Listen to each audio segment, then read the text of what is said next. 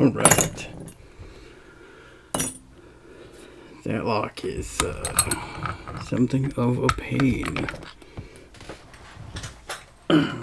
Or another way to put that perhaps is that was not the first take.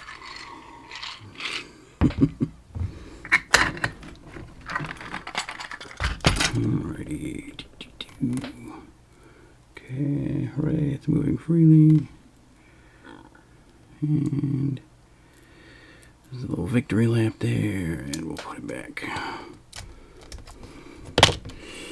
Now, to gut this thing, the clip is weird. I think you have to have a special tool to get that off.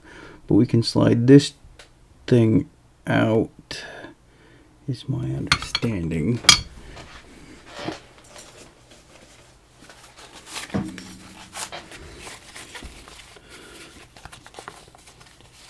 So let's get some sharp tweezers.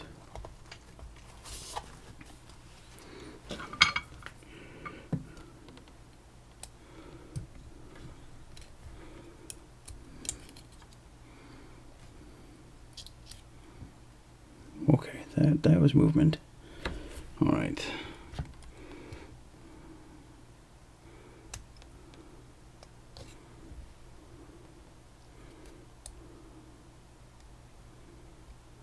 Okay, looks like we got some anti-drill pins to start off with, or at least right here.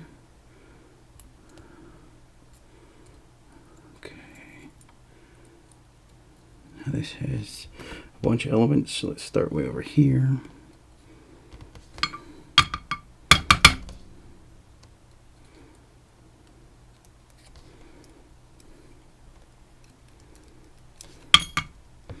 There we are.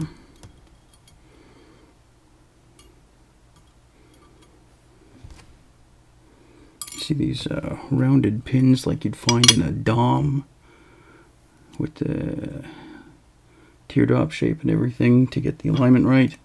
And they are sort of rounded on the side so they match the profile, the curvature of the core. Yep.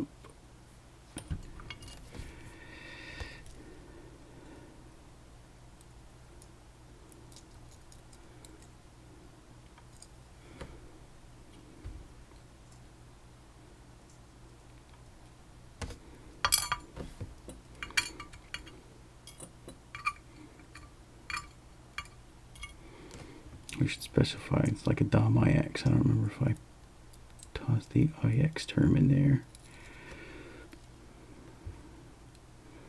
At least if you're looking at the like a Saturn, but not quite a Saturn. There we go. There's some spools. We knew there were some spools in there.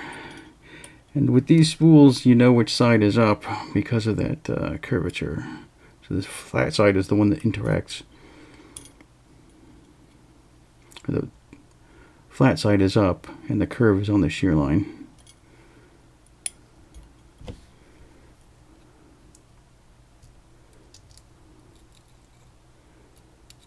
So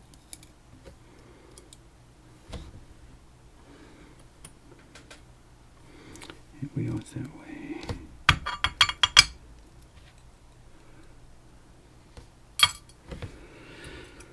Another spool.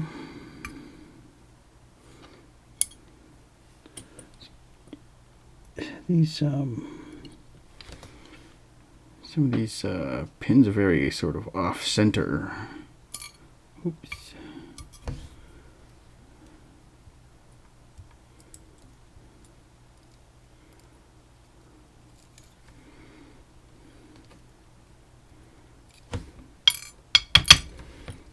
Another spool. There's the right side from my perspective, probably the left side from a proper European perspective. Felt like a lot of spools, so I'll have to see how that goes. I saw a video, somebody gutting one of these, and they only had about 3 spools. I already have 4 in here. I'm just over halfway through. So I think I got kind of lucky, because Be a lot of fun with all those spools. Here's another one.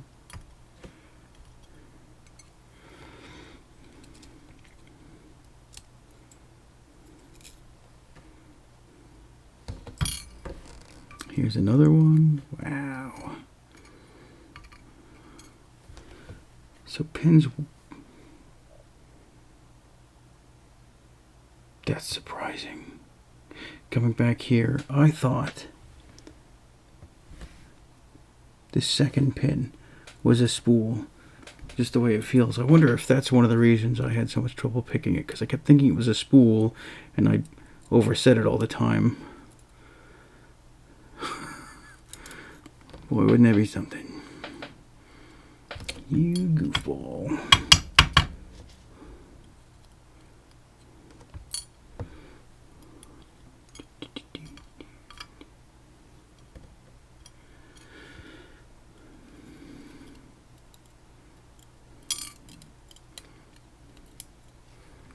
And this is the end.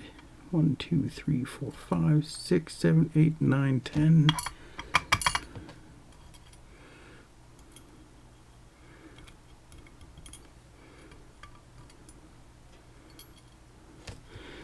Pins, and there's an interactive element here. Okay, if we just put a little tension on the core, it's kind of weird grabbing that. And it's got this spinny faceplate. If I can get that, it's also a pain. But, it's the dual for the interactive element. Mine's straight down. I feel like I've seen in other videos it's not. There we go.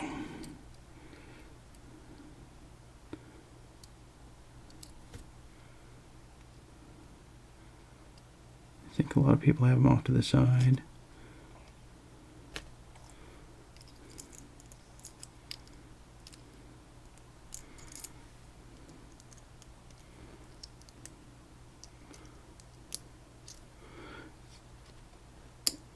Also weird, this something about this faceplate seems to get it to the core, the plug to bind in weird ways.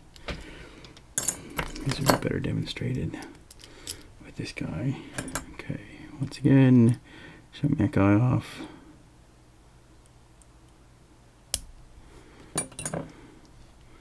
Okay, so the first thing I had to do is reach way back there with this guy. I don't think it always binds first, but it does on this one, and then on this key.